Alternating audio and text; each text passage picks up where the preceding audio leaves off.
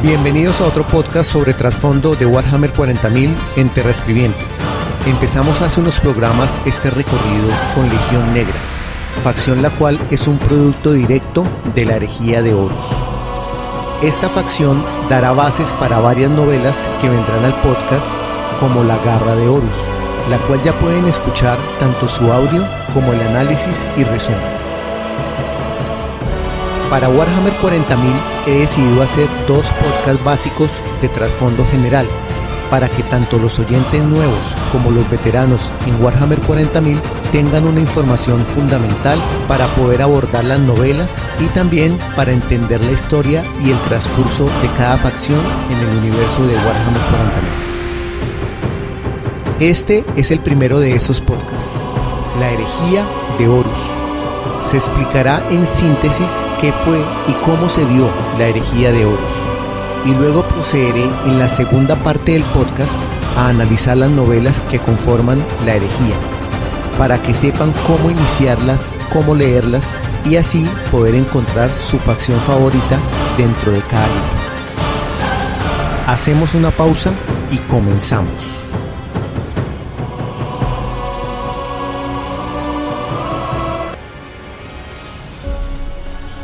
Incluso a través de los escudos, el impacto hace temblar el palacio imperial. Con un chirrido de piedra torturada, un ángel se derrumba desde su nicho en lo alto de los muros de la sala del trono y se estrella contra el suelo de mármol 1 kilómetro más abajo.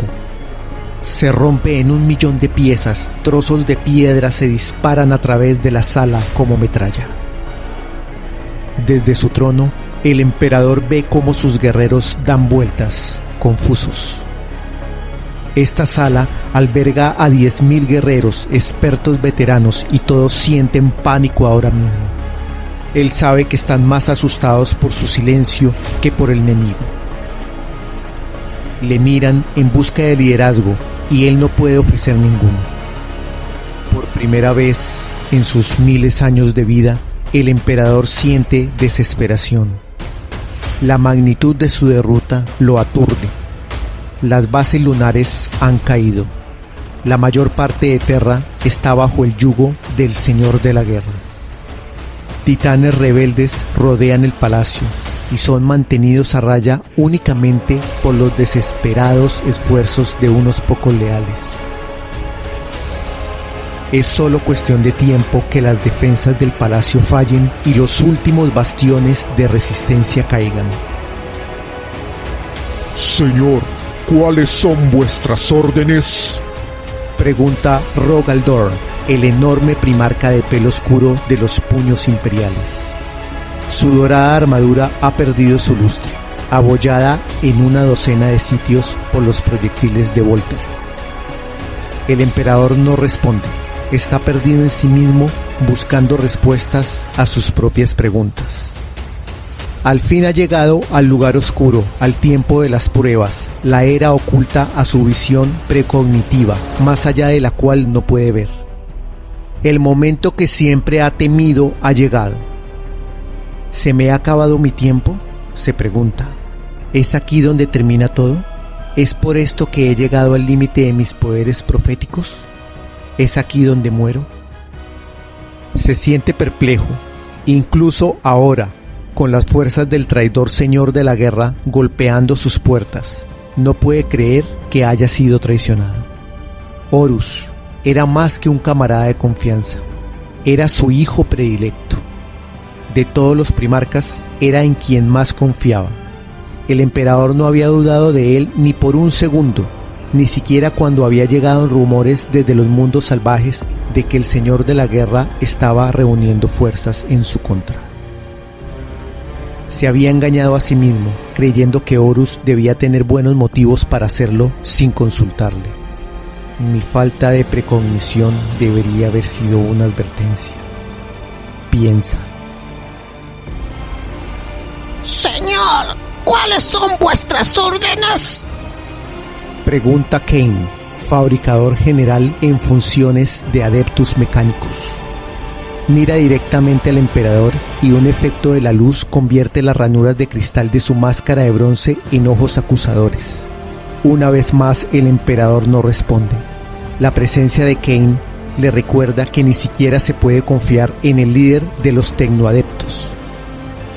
Su superior, el anterior fabricador general, ha escogido el bando de Horus. En Marte ruge una guerra civil entre facciones de tecnosacerdotes. Antiguas armas prohibidas están siendo desplegadas. Las plagas víricas matan a millones. Las bombas de fusión desgarran la Tierra. Tanto se perderá. Él piensa en la lenta recuperación de la antigua ciencia.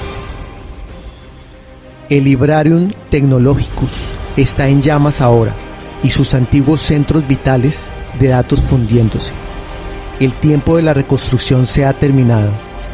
La gran cruzada, al mismo tiempo, una búsqueda de conocimientos perdidos y una cruzada para recuperar los mundos de la humanidad, ha terminado. La traición del Señor de la Guerra se ha encargado de ello. Señor, ¿cuáles son sus órdenes? Pregunta Sanguinius, primarca al lado de los ángeles sangrientos. Mira al emperador con sus ojos llameantes y su cara es una máscara de terrible belleza. El emperador sabe que confían en él para que los guíe. Ellos aún creen en él, piensan que aún puede sacarlos de esta trampa. Se equivocan. Horus es el general más grande que jamás haya conocido la galaxia. ¿Quién sabría esto mejor que su creador? Tiene la experiencia de siglos de guerras. No habrá escapatoria, resquicios, ni fallos en el plan. El Señor de la Guerra tendría que estar loco para dejar una salida, una oportunidad. El emperador baja la mirada hacia la cara de sus seguidores. Ve la confianza escrita allí. Siente el peso de la responsabilidad que conlleva. Sabe que por ellos debe intentarlo, incluso aunque no haya esperanza. Proyecta su visión clarividente y deja vagar su mente más allá de los arruinados jardines del palacio, a través de los campos en los que los colosales titanes se enfrentan bajo la retorcida luz de una luna esculpida. Ve toda la guerra extendida bajo él, sus legiones lastimosamente superadas en número siendo masacradas por hordas traidoras. Se eleva hacia el cielo donde percibe la flota de barcazas de batalla que hacen llover destrucción orbital sobre la torturada Terra. En medio de este millar de puntos brillantes encuentra al Señor de la Guerra. La esperanza titila en su interior. Los escudos de la nave de Horus están desactivados. Por un momento se pregunta ¿por qué? ¿Tanta confianza tiene el Señor de la Guerra? ¿Acaso desea presenciar la batalla por sí mismo? ¿O es una trampa? El emperador toca la nave y retrocede al sentir lo que hay dentro de ella. ¿Cómo puede Horus haber hecho esto? ¿Cómo puede haber pactado con la suprema abominación? El emperador toma una decisión. Sea o no una trampa, es la única oportunidad que tendrá. No tiene más opción que aprovecharla, así de desesperada es su posición. Cuando su espíritu regresa a su cuerpo, le sobreviene la ominosa idea de que el Señor de la Guerra debe saberlo. ¿Cuáles son nuestras órdenes, señor? Pregunta de nuevo Sanguinius. Los ojos del emperador se abren de golpe. Su voz está llena de autoridad. Preparaos para teletransportarnos. Llevaremos la batalla al enemigo. Los hombres sonríen con confianza. Ahora tienen un propósito. Mientras da las coordenadas para la teletransportación, ellos se mueven, sin cuestionarle, para obedecerle. Un estallido de luz, una sensación de frío, se ha teletransportado al interior de la nave del Señor de la Guerra. El emperador tarda un momento en reorientarse y se da cuenta de que algo ha salido mal. Se encuentra en una sala amplia y deformada con solo unos pocos marines espaciales junto a él. Los exterminadores y los primarcas no están. ¿Cómo es posible? Se pregunta. ¿Ha podido Horus perturbar el rayo de teletransportación? ¿Tan poderoso es? Voces enloquecidas gimotean en el interior de su cráneo. Hay figuras atrapadas en los muros de piedra de la vasta sala. Unas manos se extienden hacia él, agarrándolo con la fuerza de las rocas. Se libra de ellas fácilmente. Sus camaradas no son tan afortunados. Los Volters tabletean y llamean cuando los marines intentan defenderse de sus atacantes demoníacos. Un hombre grita cuando es arrastrado hacia los oscuros y viciosos muros. Cuando desaparece, unas ondas se esparcen desde el punto donde lo hizo. La espada del emperador golpea, cortando miembros y liberando a los marines atrapados. Invoca sus energías psíquicas. Un nimbo titila alrededor de su cabeza cuando desata su poder. Una marea de destrucción atraviesa a los demonios, dejando indemnes a sus propios hombres. Analiza sus alrededores en busca de los primarcas, pero las paredes de la barcaza de batalla del Señor de la Guerra son resistentes a su visión mental. Indica un gesto a los marines supervivientes que le siguen. Vagan por una nave distorsionada más allá de lo reconocible por el poder deformador del caos. Grandes puertas esfínter se extienden desde unos muros de piedra carnosa. Venas transparentes llevan ríos de sangre a lo largo de los conductos del suelo. Alfombras de mucosa cubren un camino de leguas. Cosas aladas y deformes que quizás una vez fueron humanas revolotean entre arcadas de hueso y se posan en cornisas de costillas. Los marines exclaman horrorizados. El emperador se esfuerza por calmarlos, calmándolos psíquicamente. Entretanto continúa registrando el área en busca del rastro de Horus. Ahora sabe la naturaleza del pacto que el Señor de la Guerra ha hecho y las terribles consecuencias de su victoria. Pasan junto a las fosas que se abren como brillantes gargantas en el suelo y que resuenan con los latidos de un lejano y gigantesco corazón. Son bañados por cascadas de apestoso líquido amarillo que se precipitan desde acantilados de cartílago tallado. A veces escuchan disparos de armas, pero cuando llegan al lugar de donde proceden no encuentran nada. Nieblas de vapor multicolor flotan a través de su campo de visión ocultando pasillos de piedra carnívora. Nubes de insectos se lanzan sobre sus placas faciales y bloquean los extractores de sus respiraderos. Pasan a utilizar el suministro interno de oxígeno. Son emboscados por cosas con rostro de cráneo y servoarmaduras de marín, que se mueven como arañas. Luchan contra hordas de bestias mutadas. Uno por uno, mueren. Al final el emperador se queda solo. Entonces y solo entonces se le permite estar en presencia de Horus. El Señor de la Guerra se alza a horcajadas sobre el cuerpo de un ángel roto. Detrás de él, la torturada Terra llena toda la claraboya como una baratija que Horus tomará con una sola garra. Los cadáveres de los marines masacrados yacen por todas partes. Con la cara brillando con una sangrienta luz interior, Horus habla. Pobres sanguíneos, le ofrecí una poción de poder. En el nuevo orden, se podría haber sentado a la diestra de un dios. Desafortunadamente ha escogido alienarse con el bando perdedor. El emperador se queda paralizado, tratando de escupir las palabras congeladas en su lengua. Al final solo puede susurrar. ¿Por qué? Resuena una risa enloquecida. ¿Por qué? ¿Tú me preguntas por qué? ¿No te han enseñado nada todos estos milenios? Débil insensato tú, cobardía, te impidió someter a las fuerzas del caos.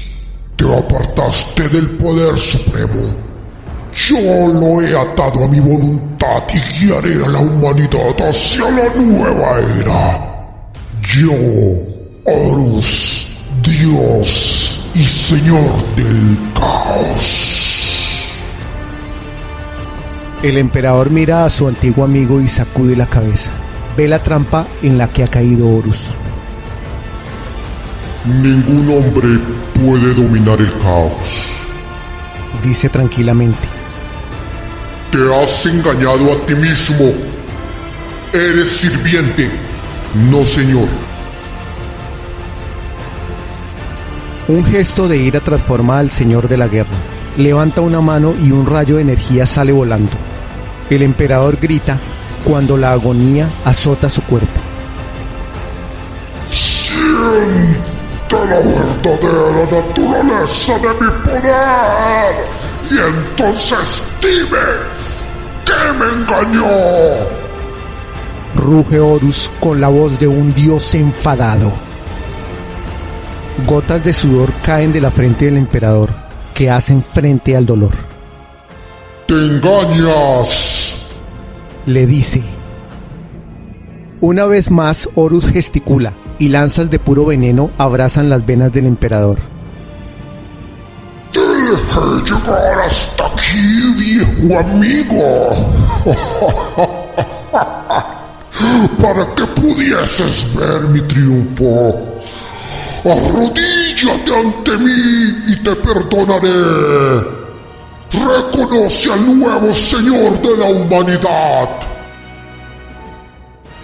Desesperadamente, el emperador invoca su poder y contraataca.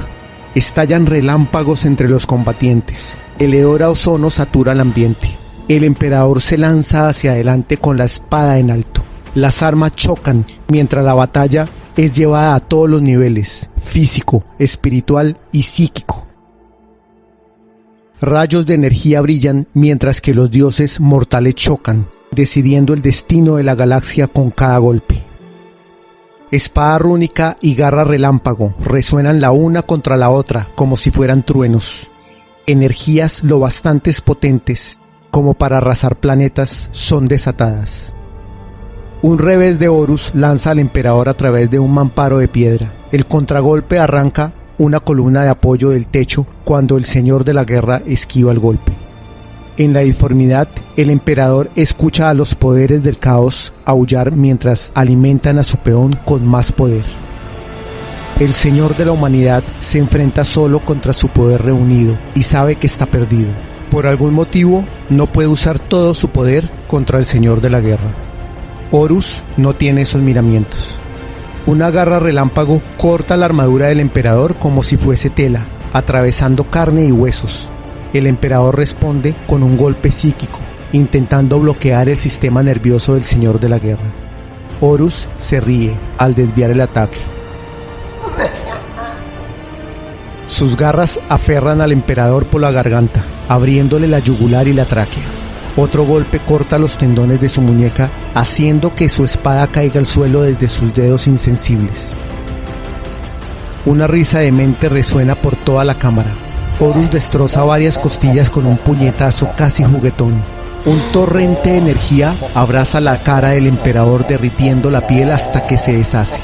Le revienta un ojo y prende fuego a sus cabellos. El emperador sofoca un gemido y se pregunta cómo puede estar perdiendo. La oscuridad amenaza con tragarlo. Horus aferra su muñeca destrozando sus huesos. La sangre sale a borbotones de la garganta del emperador. Horus levanta a su enemigo por encima de su cabeza y lo hace caer sobre su rodilla, partiendo de la espina dorsal.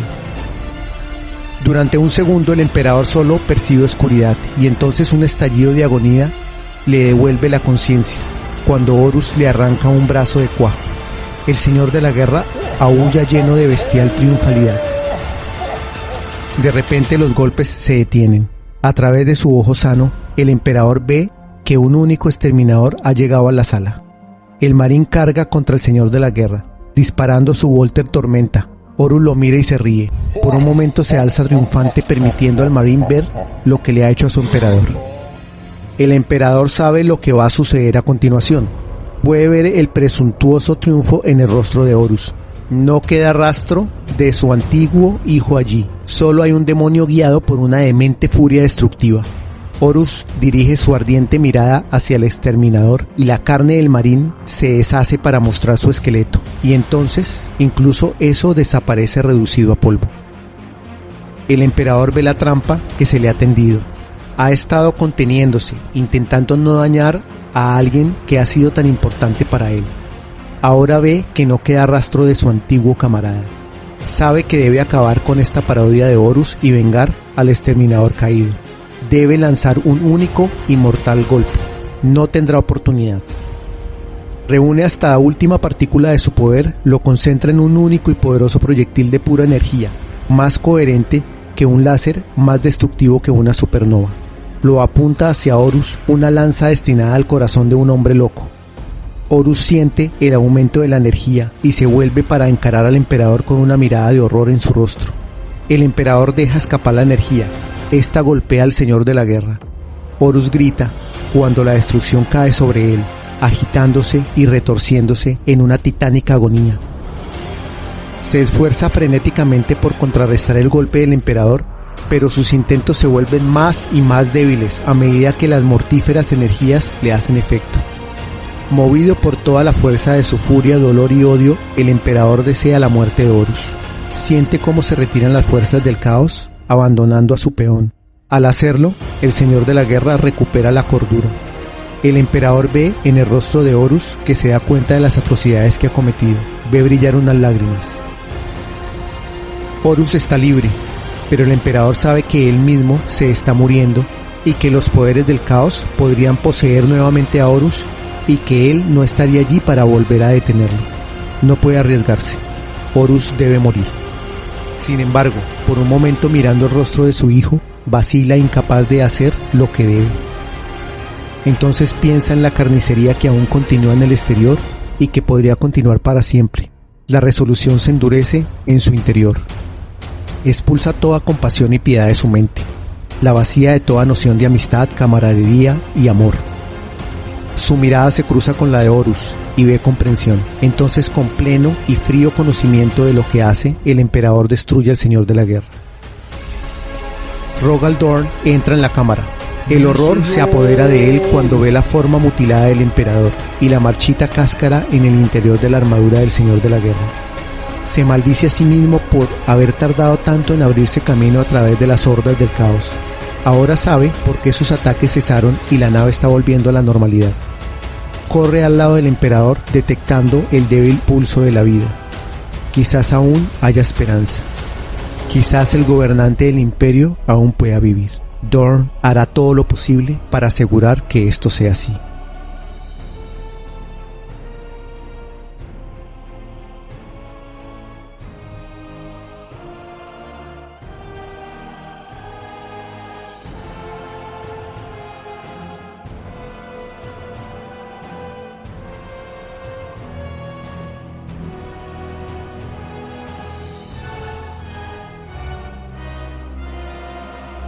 Y a cambio ellos curaron su herida y le concedieron el poder de la disformidad. El pacto de los dioses del caos con Horus fue simple: danos al emperador y nosotros te daremos la galaxia. La subversión de las legiones. Renunciando a su juramento al emperador, Horus llevó a su legión a la adoración de los dioses del caos. El genio de Horus se rebeló cuando atrajo a su causa a la mitad de las legiones astartes, junto con muchos regimientos del ejército imperial y varias legiones titánicas, haciéndoles ver al emperador como él lo veía, como un hombre indigno de alabanzas y de reconocimiento de la humanidad. Angron de los devoradores de mundos, Fulgrim de los hijos del emperador y Mortarion de la guardia de la muerte fueron los primeros primarcas en ponerse de parte del señor de la guerra. Para Horus fue fácil aprovechar las debilidades de cada uno de ellos. El frenético amor por la violencia de Angron encajaba perfectamente con Corny. Fulgrim fue corrompido por un arma demonio de Slaanesh y quedó seducido por la promesa de la perfección infinita. Y Mortarion, que ya era de por sí cercano a Horus, fue fácil de persuadir gracias a la influencia de su primer capitán, Calas Typhon, que ya adoraba a Nurgle desde hacía mucho. Erebus ya le había garantizado el apoyo a Lorgar y a los portadores de la palabra, y Horus trazó los planes con estas legiones a su lado. Sin embargo, aún había que preocuparse de Magnus el Rojo. El primarca conocía la caída de su hermano e intentó advertir al emperador de la inminente traición. No obstante, sabedor de que tenía que encontrar una forma de avisarle lo más rápido posible, Magnus decidió usar la hechicería para entregar el mensaje como un acto tanto de desesperación como de reivindicación. El mensaje penetró las defensas psíquicas del Palacio Imperial de Enterra, destruyéndolas y con ellas el proyecto secreto del emperador. Un portal controlado por el Trono Dorado desde el que el emperador pretendía invadir la telaraña y atacar a los Eldars en su territorio. El asalto por la fuerza de Magnus a las defensas psíquicas permitió a la disformidad y a sus innumerables habitantes rasgar e invadir el túnel de acceso a la telaraña, y el tremendo chorro de energía psíquica desplegada tuvo terribles efectos colaterales en toda Terra. En la ciudad de la visión, el Coro Primus fue destruido y se rompieron casi todas las piedras susurrantes encargadas de dispersar el exceso de emanaciones psíquicas. Millones murieron o cambiaron de personalidad cuando sus mentes fueron golpeadas con los torbellinos de energía, y los torbellinos de energía consumieron asentamientos enteros. Como el emperador ya había prohibido al primarca que emplease la hechicería y se negaba a creer que Horus, su hijo más querido, le pudiera traicionar, creyó entonces que el traidor en realidad era Magnus el Rojo. El emperador ordenó al primarca Leman Russ que movilizase a su legión de lobos espaciales y arrestase a Magnus. Horus, sin embargo, persuadió a Russ de que Magnus era una amenaza y no debería llegar vivo a Terra. Los lobos de Fenris cayeron sobre Próspero, el planeta de Magnus, destruyéndolo todo a su paso. Magnus, traicionado, derrotado y abandonado por su padre, huyó a la disformidad y se entregó a Shen. Los 1000 hijos nunca habían planeado unirse a Horus, pero la trampa que aquel que cambia los caminos había tendido a la legión del rey carmesí les hizo sumarse al señor de la guerra de todas formas. En cuanto a los otros, que acabarían por ser traidores, Corran Curse estaba pendiente de ser castigado por el emperador por destruir Nostramo, su mundo natal. Alfarius decidió apoyar a Horus después de que una organización alienígena, la Cábala, le convenciese de que la victoria de Horus destruiría a la humanidad y con ella al caos. Por su parte, la frialdad y amargura de Perturabo hacia Ronald Dorn le hicieron fácil de corromper. Incluso con tantas legiones de su parte, Horus era aún consciente de que algunos de sus hermanos jamás se unirían a él. 3 de los primarcas más leales, Lionel Johnson, de los Ángeles Oscuros, Sanguinius, de los Ángeles Sangrientos, y Robous Gilliman, de los Ultramarines, fueron enviados a misiones muy alejadas de la Tierra. Los Ángeles Sangrientos fueron enviados con engaños al cúmulo de Simios, donde fueron atacados por demonios, y los Ultramarines agruparon casi todas sus fuerzas en Kalta para supuestamente reconciliarse con los portadores de la palabra, dirigidos por Kor Faeron, y atacar así un territorio orco, pero fueron atacados por sorpresa cuando los preparativos aún estaban sin concluir. Por su parte, el león fue enviado a la Franja Este, mientras se gestaba una rebelión en su mundo natal de Caliban. Los puños imperiales y los cicatrices blancas estaban demasiado cerca de Terra para ser contactados sin levantar sospechas, aunque Horus creyó erróneamente que su gran amigo Gahatai Khan se pondría finalmente de su parte.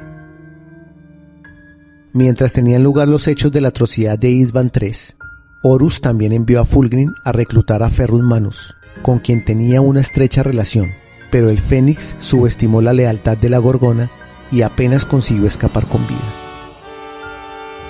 Fulgrim, en compensación, le prometió a Horus que le entregaría la cabeza de su hermano Ferrus.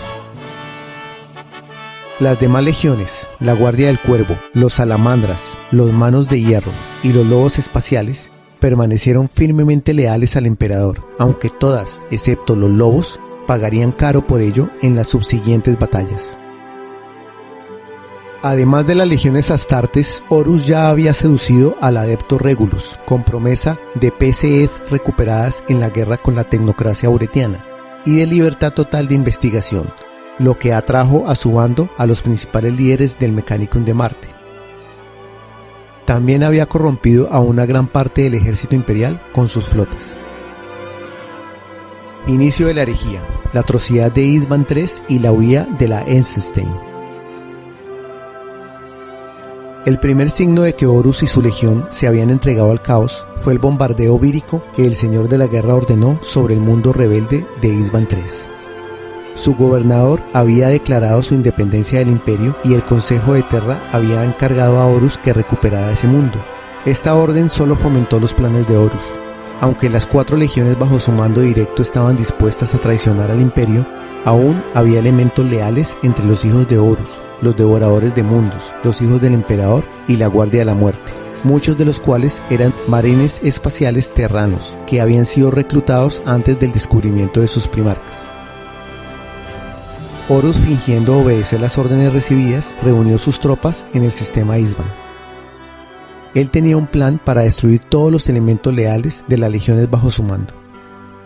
Tras un prolongado bombardeo, Horus envió a todos los astartes leales al planeta, presuntamente para que lo devolvieran al seno del imperio. En el momento de la victoria, sin embargo, los leales fueron traicionados. Horus ordenó a sus naves que abrieran fuego sobre Isban III, y empezaron a caer bombas víricas desde los cielos. No obstante, algunos leales habían permanecido a bordo de sus naves y los que no fueron asesinados lucharon desesperadamente por avisar a sus hermanos atrapados en la superficie. Su sacrificio salvó a muchos, pues fueron capaces de ponerse a cubierto antes de que estallasen las bombas. La población de Isban III no tuvo esa protección.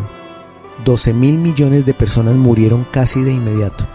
El shock psíquico de tantas muertes simultáneas aulló en la disformidad, alertando al emperador de que algo iba terriblemente mal y confirmando a los dioses del caos que Horus ahora les pertenecía.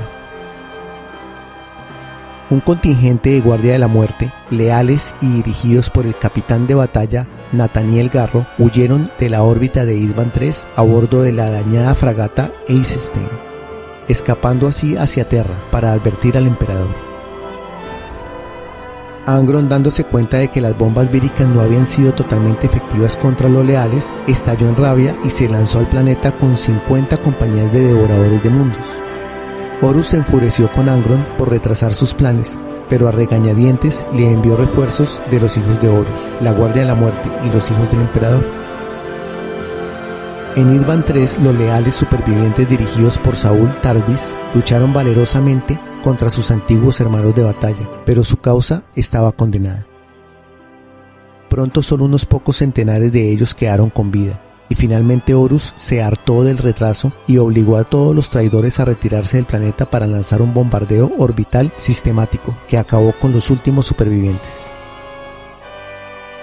Entretanto, los 70 leales del capitán Garro habían tomado el mando de la fragata Eisenstein y evadido las fuerzas de Horus, consiguiendo escapar a la disformidad.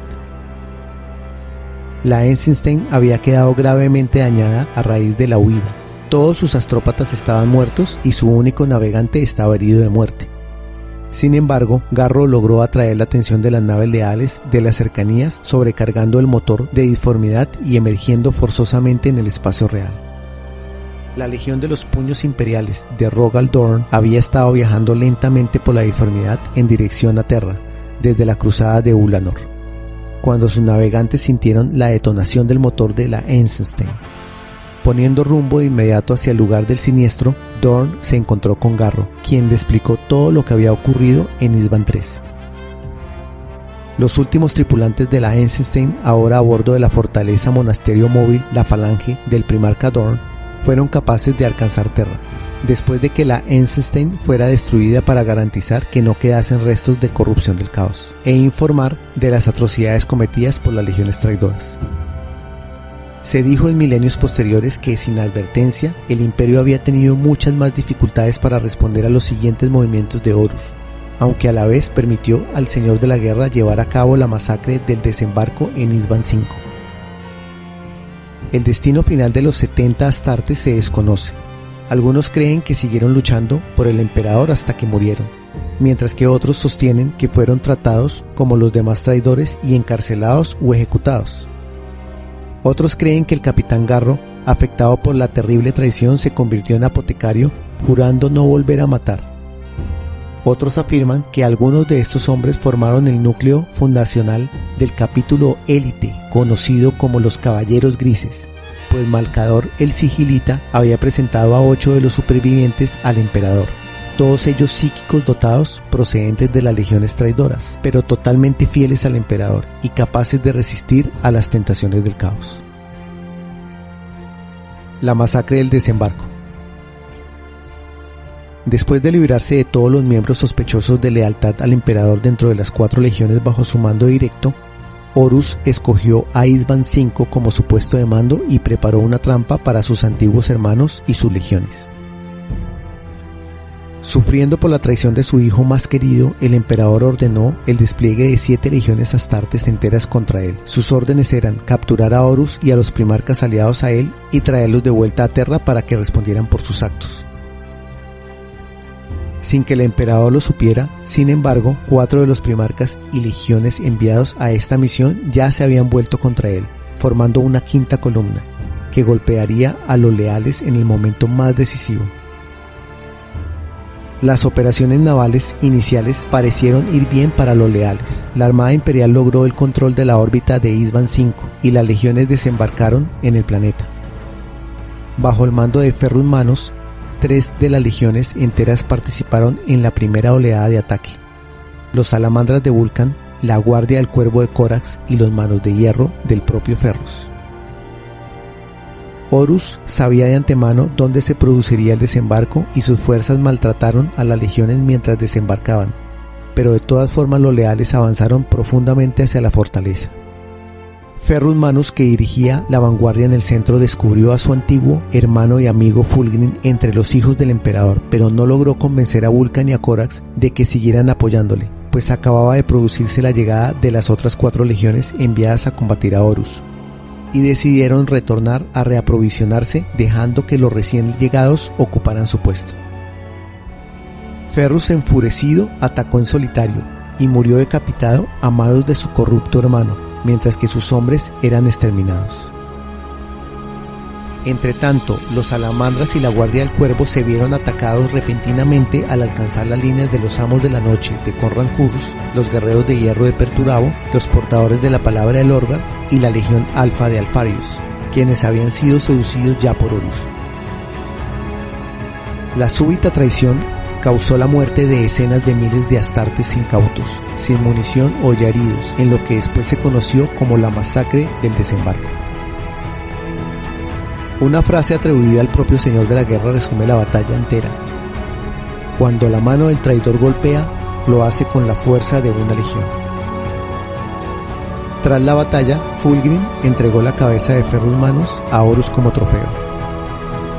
Hoy día los eruditos imperiales creen que el plan de la batalla y la traición fue trazado entre Horus y Alfarius, ambos grandes genios de la estrategia. Consecuencias. Los primarcas Lorgar y Angron atacan a los ultramarines. Los manos de hierro del clan Averni, que habían acompañado a Ferrus Manus, fueron aniquilados casi por completo, aunque unos pocos lograron huir, mientras que el resto de la legión, que aún estaban viajando hacia el sistema Isman cuando se produjo la traición, fue asaltada en sus naves nada más al llegar por las flotas de todas las legiones traidoras. Los salamandras se reagruparon y subieron a cuantas cañoneras pudieron, pero solo unos pocos miles lograron huir, dando por perdido a su primarca Vulcan, que de hecho había sido capturado por el acechante nocturno para ser torturado y enloquecido durante meses en una mazmorra espacial.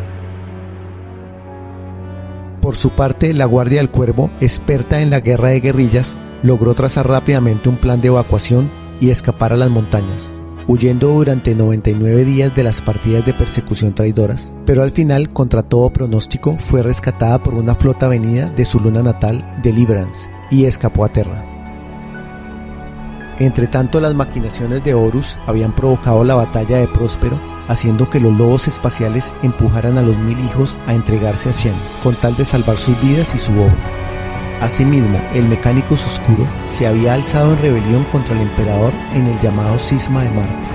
La flota de retribución de los puños imperiales enviada por Rogal Dorn a Isvan V quedó a la merced de los guerreros de hierro en la batalla de Falco, por culpa de una tormenta disforme, y los ángeles sangrientos habían sido engañados para invadir los mundos demoníacos del cúmulo signos.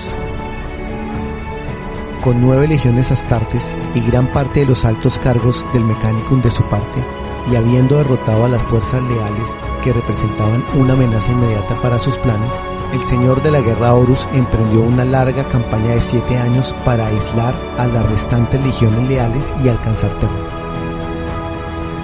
La Legión Alfa se hizo con el sistema Paramar. Los amos de la noche atacaron a los ángeles oscuros en el sector Tramas. Los portadores de la palabra traicionaron a los ultramarines en la batalla de Cal y después arrasaron Ultramar junto con los devoradores de mundos. Las matanzas perpetradas fueron aprovechadas por el apóstol oscuro Erebus para invocar a la tormenta de la ruina, que bloqueó las rutas y comunicaciones entre Terra y el Segmentus Ultima. Después de esto comienza la batalla de Terra y el asedio al Palacio Imperial, que lo veremos en un podcast posterior. Cronológicamente, las batallas más famosas de la herejía de Horus son las siguientes. La atrocidad de Isban III, año 005, milenio 31. La primera batalla entre marines espaciales leales y traidores. Los hijos de Horus, los devoradores de mundos, los hijos del emperador y la guardia de la muerte despliegan a sus secciones más leales al emperador junto a un destacamiento de titanes de la Legio Mortis para acabar con una revuelta. Alcanzada la victoria, los titanes y el resto de marines espaciales se vuelven contra ellos y los exterminan en una larga campaña de desgaste. Sin embargo, el capitán de batalla Nathaniel Garro de la Guardia de la Muerte huye y logra advertir a Rogal Dorn y al emperador de la traición. Luego viene la Guerra de la Telaraña, del 005 al 10 del milenio 31. El primarca Magnus el Rojo de los 1000 hijos intenta avisar al emperador de la traición de Horus a través de la telaraña, provocando una catástrofe psíquica en Terra y permitiendo que los demonios del caos invadan la ruta que el Señor de la Humanidad estaba creando para conquistar la telaraña Eldar. La Legio Custodes, las Hermanas del Silencio y el Mechanicus Leal resisten durante años el progresivo avance de las fuerzas del caos, hasta que el emperador se ve obligado a permanecer sentado en el trono dorado para impedir permanentemente que sus enemigos invadan el Palacio Imperial. Batalla de la Ciudadela Sonus, año 005 del milenio 31. La rebelión de Caliban, año 005 del milenio 31. La batalla de Próspero, año 005, milenio 31. El emperador, enfadado con el temerario uso de la hechicería de Magnus el Rojo, envía a Leman Russ a traerlo a Terra y reprenderlo. Sin embargo, a medio camino un Horus supuestamente leal le convence de destruir definitivamente a Magnus y a los 1000 hijos. Magnus es derrotado, pero se entrega a Shen para salvar a los restos de su legión. Cisma de Marte, del año 005 al 006 del milenio 31. El fabricador general Kelbor Hall pacta con Horus y se entrega al caos para liberarse del control de Terra, y estalla una cruenta guerra civil entre las distintas facciones del Mechanicum. Al final los leales abandonan el planeta destruyendo sus forjas y salvando abundante material de guerra. Se funda el Mechanicum Oscuro. La batalla de Cygnus, del 005 al 006, milenio 31. Sanguinius es engañado por el Señor de la Guerra para exterminar un supuesto rebrote de la raza esclavizadora de los Nephilim, haciéndole creer que poseen la cura para la secreta sed de sangre de su legión. Sin embargo, en la realidad el Cumulus Cygnus se ha convertido en la guarida de numerosos demonios que buscan provocar la caída al caos de los ángeles sangrientos y la muerte del ángel. Contra todo pronóstico, consiguieron superar su rabia sanguinaria y destruir a sus enemigos, tras lo cual retornaron en busca de venganza. Batalla de Diamat 006 milenio 31. Masacre del desembarco de Isban 5 006 milenio 31. Rogal Dorn envía a los guerreros de hierro, los amos de la noche, los portadores de la palabra, la legión alfa, los manos de hierro, los salamandras y la guardia del cuervo contra las 4 legiones traidoras de Horus, atrincheradas en Isban 5. Las 3 últimas aterrizan primero y asaltan las posiciones traidoras, pero las demás atacan por la espalda y las masacran. Ferrus Manus muere a manos de Fulgrim, Vulcan es capturado por Corran Curse y Corvus Corax logra huir del planeta tras una desesperada persecución de 100 días. Primera batalla de Paramar, año 006, milenio 31. El Señor de la Guerra envía a la Legión Alpha y a sus aliados del Mechanicum Oscuro a hacerse con el control del sistema Paramar, controlado por el Mechanicum leal y rico en material de guerra. Se desata una dura campaña entre las fuerzas de Alfarius y las del herrero de guerra real Kier Valen, desconocedor de la traición de Perturabo, que concluye en una victoria pírrica para los traidores, puesto que los legionarios abandonaron el planeta nada más derrotar a sus defensores, dejando guerra de guerrillas contra la resistencia leal en manos de los tecnosacerdotes oscuros. Batalla de las Fosas Corónidas, año 006, milenio 31. Quiebra de Sauarkat, año 006, milenio 31. Persecución de Sarum, año 006, milenio 31. Batalla de Fal, año 007, milenio 31. La flota de retribución de los puños imperiales enviada por Rogal Dorn a Isban V se ve atrapada por las tormentas disformes en el sistema Fal, incapaz de alcanzar el resto de las legiones leales. Concluida la masacre del desembarco, Perturabo lanza toda su flota contra los odiados rivales, pero la habilidad del capitán Alexis Pollux logra diezmar gravemente a los guerreros de hierro. Desafortunadamente, la orden de Rogal Dorn de volver a Terra llega en medio de la batalla, provocando una costosa retirada general a través de la única ventana disponible hacia la disformidad en meses. Batalla de Ramventel, año 007, milenio 31. Batallas del Cúmulo del Cíclope, año 007, milenio 31. Batalla de Kalt, del año 007 al año 013 del milenio 31. Los ultramarines, convencidos por Horus de emprender una cruzada contra el Imperio Orco, situados cerca de Ultramar, se reúnen en Kalt con los portadores de la palabra, sin saber que ya han participado en la masacre del desembarco. Los portadores y sus cultistas del caos, disfrazados de soldados imperiales, se vuelven contra los ultramarines y el ejército imperial por sorpresa, causándoles graves bajas y obligándoles a refugiarse bajo tierra cuando destruyen la atmósfera planetaria. Robous Guilliman persigue a la flota traidora mientras buena parte de sus fuerzas combaten en los túneles contra numerosos portadores de la palabra dejados atrás.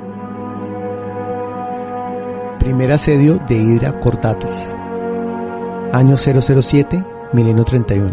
Los guerreros de hierro dirigidos por Perturabo destruyen la ciudadela cadmeana levantada por los puños imperiales en Hydra Cordatus. Asalto a Lietris, año 007, milenio 31. Los hijos del emperador y los guerreros de hierro dirigidos por sus primarcas desembarcan en el mundo ancestral de Lietris. Fulgrim se convierte allí en príncipe demonio de Slaanesh. Campaña solar, del año 007 al año 013 del milenio 31. Rogal Dorn dirige a los puños imperiales, las hermanas del silencio y la Legio Custodes en vigilancia y defensa de las áreas leales del sistema solar, manteniendo un bloqueo sobre Marte. Cruzada de las sombras, del año 007 al 008, milenio 31. Angron y Lorgar unen a sus legiones traidoras en una sangrienta invasión a través de Ultramar. Batalla de Armatura, año 007, milenio 31. Primera batalla de la Cruzada de las Sombras. Angron y Lorgar atacan al planeta Armatura. Cruzada de Tramas, del año 007 al año 009 del milenio 31. Lionel Johnson y sus ángeles oscuros tratan de arrebatar el control del sector Tramas a Kurz y sus amos de la noche.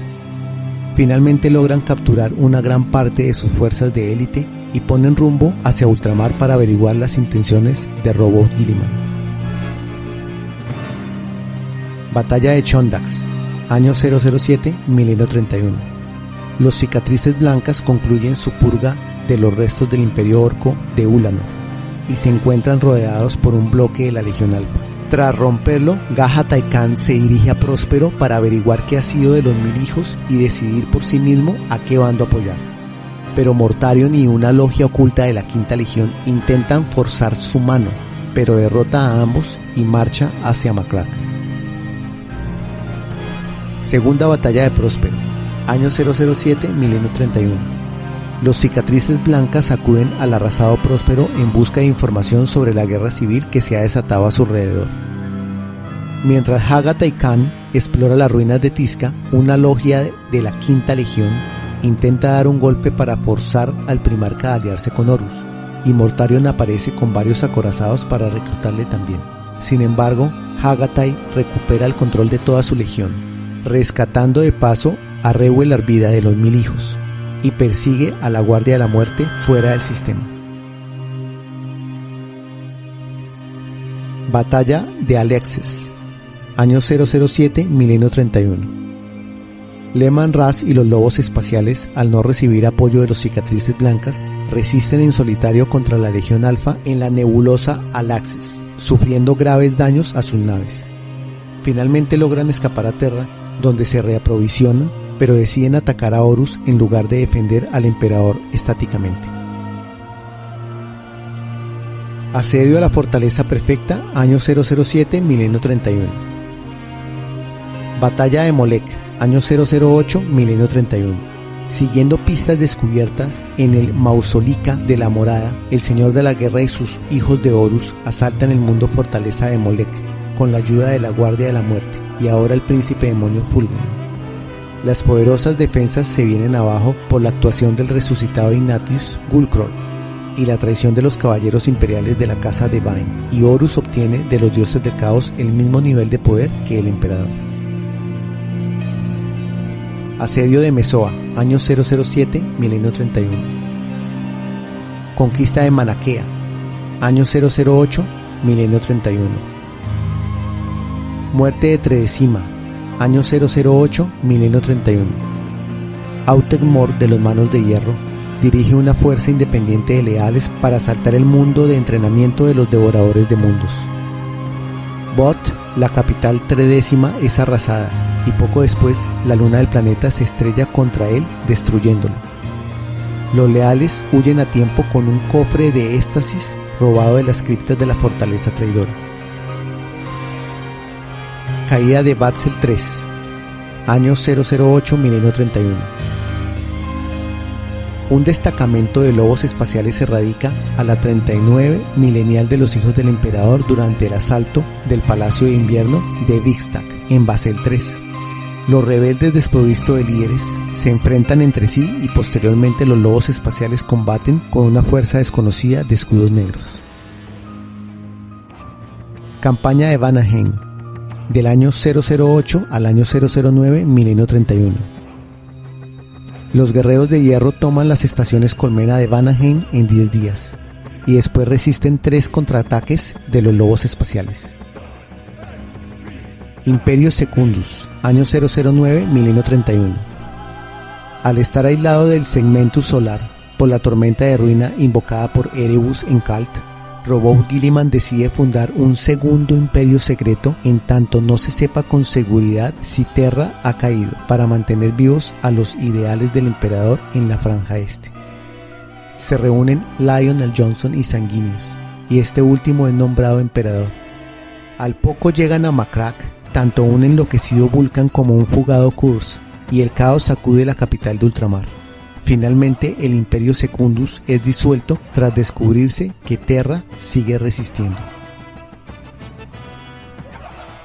Batalla de Arisak, año 009, milenio 31. Tilbar Mart de los hijos de Horus destruye gran parte de la flota de Shadak Meduson, comandante de la fuerza mixta de las legiones de los Manos de Hierro, los Salamandras y la Guardia del Cuervo. Defensa de Agatón, año 009, milenio 31. Incursión de Sana, año 009, milenio 31. Batalla de Tajarn, del año 010 al año 011 del milenio 31. Los guerreros de hierro emergen del ojo del terror en el sistema Tallarn y someten a este feroz mundo agrícola a un bombardeo vírico y lo convierte en un mundo desértico que es hoy en día. Perturabo y el ejército imperial local se ensarzan después en la mayor batalla de tanques de la historia. Cataclismo de hierro del año 010 al año 013 del milenio 31. Purga de la estrella de Gilden, año 010, milenio 31. Elementos de los ángeles sangrientos purgan varios mundos corrompidos por los portadores de la palabra cerca del núcleo galáctico en los límites del Imperio Secundus. Ambas fuerzas quedan casi destruidas. Batalla de Nircón, año 010, milenio 31. Rogal Dorn envía a 30 regimientos del ejército imperial y a la Legio Storum bajo el mando de los salamandras para atacar el sistema Beta Garmon en el segmento solar, defendido por los hijos del emperador y la Legio Mortis. Los traidores son expulsados, pero un año después regresan e inician una serie de contraataques para recuperarlo con vistas a atacar Terra. Paso del Ángel de la Muerte, del año 011 al año 013, milenio 31. Quiebra de Anvilus, año 012 del milenio 31. Diezmado de los Lobos, año 012, milenio 31. Batalla del Mar del Fuego, año 013, milenio 31. Muerte de los Titanes, año 013, milenio 31. Matanza de Beta Garmon, año 013, milenio 31. La última batalla más importante es la batalla de Terra, el año 014 del milenio 31. Todas las legiones traidoras asaltan Terra, defendida por los puños imperiales, los ángeles sangrientos y los cicatrices blancas, además de millones de soldados humanos y varias legiones titánicas. Al 55º día, con la puerta de la eternidad asediada por los guerreros de hierro, llega la noticia de que los ángeles oscuros, los lobos espaciales y los ultramarines se acercan para reforzar a los leales, y Horus baja los escudos del espíritu vengativo para traer a su padre a un duelo final, en el cual mata a Sanguinius y deja moribundo al emperador, pero él mismo acaba derrotado y espiritualmente destruido. Las legiones traidoras huyen en desbandada y el emperador es colocado en el trono dorado. Comienza la gran purga. Por último citaré otras batallas. La batalla de Yarant. Aquí se produjeron terribles combates entre los guerreros de hierro y las fuerzas leales. Posteriormente una gran compañía de lobos espaciales fue derrotada por la Legión Alfa, y Ezequiel Abaddon dirigió personalmente un asalto a los hijos de Horus contra este planeta. Destrucción de la morada. Los hijos de Horus, dirigidos por el nuevo Mourningval, asaltan el complejo mausolítico por orden del Señor de la Guerra, enfrentándose a la Guardia del Velo Cadena, el lugarteniente Bion Herrincons de los Manos de Hierro y un equipo de asesinos de los Cicatrices Blancas, los cuales logran herir de gravedad a Horus Asigman. Y por último la batalla de Kiarbar. La Guardia del Cuervo comienza a reconstruir sus fuerzas con secretos de genética obtenidos del emperador en Terra y trabajan en secreto en la superficie del mundo industrial de Kiarbar. Sin embargo, la Legión Alfa había infiltrado operativos en la 19ª Legión durante la huida del Cuervo en Isban V, y Omegon fomentó una revuelta de los tecnogremios locales contra Corax. Finalmente la Guardia del Cuervo logró expulsar a los espías y derrotar a los rebeldes, pero su material genético quedó contaminado y la muestra original fue robada por Omegon. Hacemos una pequeña pausa y empezaremos a hablar de las novelas de la herejía de Horus.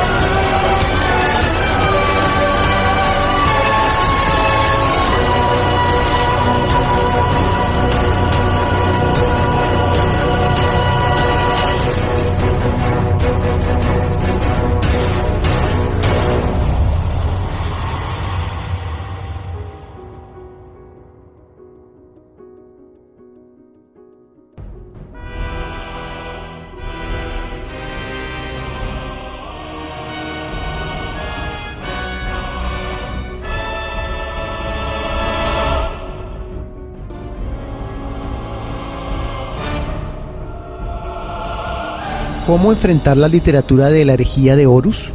¿Cómo leerla? La herejía de Horus consta de 54 libros o novelas. Se pueden leer perfectamente en orden de publicación y de número, sin problema. En la descripción pondré un listado total de los libros para no hacer denso este podcast con la lectura de cada título, aunque más adelante se nombrarán algunos. El 54º libro es el último, pero no el final de la saga. A partir de este último libro, todo el equipo encargado de escribir las novelas nos revela que a partir de este momento comienza la etapa final de esta cruel guerra llamada el Asedio de Terra. Pero este será el tema del siguiente podcast. Por lo tanto, han decidido que el siguiente libro y todos los demás que le sigan hasta el final tengan escrito en la portada La herejía de Horus, el Asedio de Terra. De esta manera, el primer libro de este desenlace de la historia y a la vez el siguiente de la saga ya no es el 55º libro, sino que vuelve a ser el primero de la serie, el Asedio de Terra. Una manera más interesante de leerlas es por medio de los arcos de historia. La herejía de Horus implica a muchísimos personajes en muchos lugares con muchas guerras durante muchos años. Es tan grande la extensión de la historia que los autores han decidido crear una serie bastante compleja, compuesta por novelas que, aunque sí es verdad que mantienen una línea temporal de principio a fin, no mantienen relación una detrás de la otra. Solamente las 3 primeras novelas se consideran la trilogía principal de la serie. A partir de ahí es donde las novelas van saltando de un lado a otro para cubrir todos los detalles de la trama, narrando historias independientes con finales abiertos, en el cual la historia de una novela pueda no estar ocurriendo antes, después o durante la historia que sigue la siguiente novela, y posteriormente encontrarnos con otras novelas que cuentan historias relacionadas con novelas anteriores, creando así varios arcos narrativos. También nos encontraremos con algunas novelas presentadas en formas de antologías, donde veremos relatos cortos dando detalles de personajes, lugares, acciones, etc., pero situando cada relato en diferentes momentos temporales durante la herejía o en una misma antología, una recopilación de relatos unidos entre sí para crear una sola historia, que a su vez pertenezca a uno de los arcos narrativos o a varios. A continuación les diré las novelas pertenecientes a cada arco narrativo, nombradas por personajes, facciones o legión. Esto quiere decir que si te gusta una facción en especial, sabrás exactamente cuáles novelas leer y en qué orden. Comenzando con los lobos lunares o los hijos de Horus, las novelas que los contienen serían: la novela número 1, Horus el Señor de la Guerra; la número 2, Falsos Dioses; la número 3, La Galaxia en Llamas; la número 29, El Espíritu Vengativo; y la número 51, Esclavos de la Oscuridad. Para la facción Los Hijos del Emperador, la novela número 5, Fulgrim; y la novela número 23, Ángel Exterminatus. Para los Ángeles Oscuros, la novela número 6, El Descenso de los Ángeles; la número 11, Los Ángeles Caídos; y la número 38, Los Ángeles de Caliban. Para la Legión Alfa, la novela número 7, Legión; y la novela número 39, Pretoriano de Dawn.